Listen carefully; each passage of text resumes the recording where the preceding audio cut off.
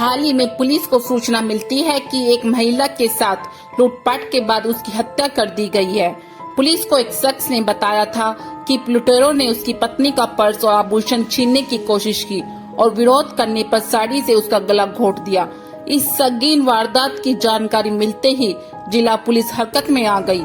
फौरन उस शख्स के बताए गए इलाके में पुलिस ने छानबीन शुरू कर दी। पुलिस की एक टीम ने इलाके में लगे सीसीटीवी कैमरा की फुटेज की जांच की। इस मामले की जांच के दौरान पुलिस कई जगहों पर शक हुआ। इसके बाद पुलिस ने जब गहनता से जांच की तो पूरा मामला पलट गया। इसके बाद जो कहानी सामने आई उसको सुनकर पुलिस भी सन्न रह गई। क्या है पूरा मामला, आइए जानते हैं। कहानी शुरू करने से पहले आप मेरे चैनल को लाइक एंड सब्सक्राइब कर लें। शुभम चौधरी अपनी बीवी रेशमा चौधरी और 1.5 साल के बच्चे के साथ अपनी बोलेरो गाड़ी से अपनी ससुराल मदर टेरेसा नगर जा रहा था, लेकिन रास्ते में एक जगह पर लुटेरों ने उसे घेर कर उसकी बीवी का कत्ल ही कर डाला। लूटपाट की इस वारदात के बाद बदमाश पति अपनी बीवी को उसी हालत में लेकर पहले मौका वारदात से करीब 1.5 किलोमीटर दूर अपने ससुराल पहुंचा। फिर उनकी मदद से उन्हें लेकर अस्पताल गया, लेकिन डॉक्टरों ने जहां उसकी बीवी को मुर्दा करार दिया वहीं उसके जख्मों की मरहम पट्टी कर दी। शुभम ने सबको बताया कि लुटेरों ने गला घोंट कर रेशमा का कत्ल विरोध करने पर उसके सिर पर पत्थर से हमला किया, जिससे वो बेहोश हो गया। इसके बाद बदमाशों ने लूटपाट के दौरान उसकी गाड़ी पर भी हमला किया और उसके शीशे चकनाचूर कर डाले। लेकिन जब पुलिस ने जांच शुरू की तो उसे हर कदम पर हैरानी हुई। पुलिस ने पूरी रात मौका वारदात के आसपास के पूरे रिहायशी इलाकों में करीब 100 घरों में दस्तक दी और वहां रहने वाले लोगों को जगह जगह कर लूटपाट की ऐसी किसी वारदात के बारे में पूछा, लेकिन पुलिस को इतनी कोशिश के बावजूद ऐसा एक भी आदमी नहीं मिला जिसने वहां लूटपाट होते हुए देखा हो। इसके बाद पुलिस ने सीसीटीवी फुटेज खंगाल डाले, लेकिन पुलिस को वहां बताए गए वक्त पर कोई भी संदिग्ध लुटेरा आता जाता हुआ दिखाई नहीं दिया। अब पुलिस को शक होने लगा था, लिहाजा पुलिस ने चुपके से शुभम के मोबाइल की सीडीआर यानी कॉल डिटेल रिकॉर्ड निकलवाई।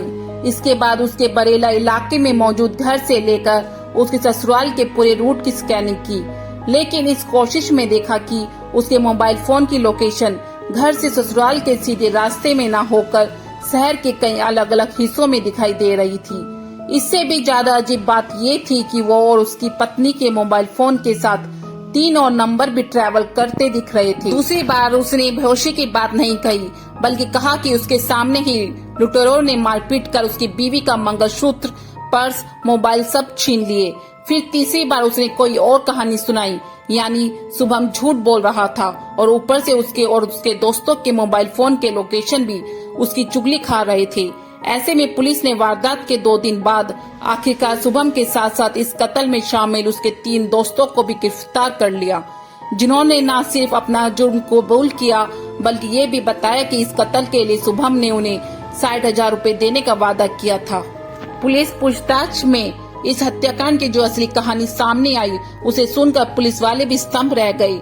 शनिवार को ससुराल जाने के बहाने जब शुभम अपनी पत्नी को लेकर निकला तो वो पहले उसे पाठ बाबा मंदिर की तरफ लेकर गया, वहां दर्शन कराए, फिर रांची की तरफ से ससुराल जाने की बात कही। रास्ते में प्लानिंग के मुताबिक शुभम के 3 दोस्त पहले से ही उनका इंतजार कर रहे थे। उसने दोस्तों को अपनी गाड़ी में बिठा लिया और रांची के पास वो अपने बेटे के साथ गाड़ी से टॉयलेट करने के लिए उतर गया, जबकि उसके दोस्तों ने गला घोंटकर शुभम की पत्नी रेशमा की जान ले ली। इसके बाद वो लाश को लेकर फिर से आगे निकली और फिर करीब 20 किलोमीटर की दूरी तय करके मारघटाई गए। वहां उन्होंने एक जगह पर लूटपाट का ड्रामा किया और इसके तहत उन्होंने न सिर्फ शुभम की गाड़ी के शीशे पत्थरों से चटका दिए बल्कि उसे सिर पर पत्थर मारकर उसे लूलुहान कर दिया ताकि उस पर कोई शक न करे।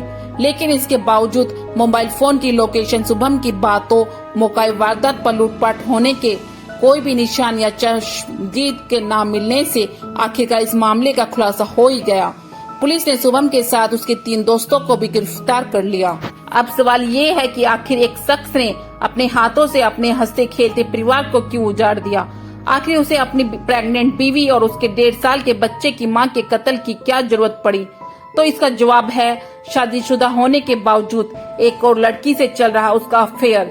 पुलिस की माने तो शुभम का मोनिका नाम की एक और लड़की के साथ अफेयर है, जिसके चलते उसने ये साजिश रची वो बीवी को अपने रास्ते से हटाना चाहता था। उसकी शादी रेशमा से साल 2020 में हुई थी। 2 साल तक सब ठीक चला, फिर पति पत्नी में लड़ाई चालू हो गई। उसे उसके अवैध संबंध के बारे में पता चल गया। अब शुभम अपनी पत्नी के सामने ही उस लड़की से बात करने लगा, उसे चैटिंग शुरू कर दी। हार कर रेशमा ने शुभम को रोकने के लिए उसे खुदकुशी करने की धमकी देने की शुरुआत कर दी, लेकिन इसके बावजूद वो नहीं सुधरा। रेशमा ने उसके घर वालों से उसकी शिकायत कर दी, धमकी दी कि अगर वो नहीं माना तो वो उसकी करतूत हर किसी को बता देगी। बस इसी के बाद से शुभम अपनी पत्नी रेशमा के कत्ल की साजिश रचने लगा। वो रेशमा की हत्या की प्लानिंग पिछले कई महीनों से कर रहा था। इसी प्लानिंग के तहत उसने अपने 3 दोस्तों को भरोसे में लिया और उन्हें रुपयों का लालच दे दिया। इसके बाद शुभम के दोस्त उसकी बीवी की जान लेने के लिए तैयार हो गई।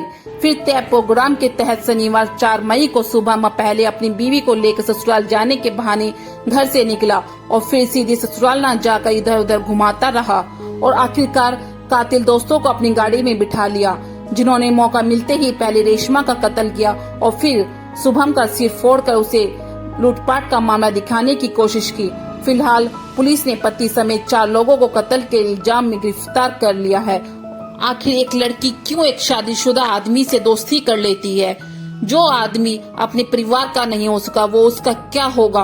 आपकी क्या राय है? मुझे कमेंट करके जरूर बताना। मेरे चैनल को भी लाइक एंड सब्सक्राइब करना। फिर मिलते हैं एक नई क्राइम स्टोरी के साथ। जब तक सतर्क रहें, सावधान रहें।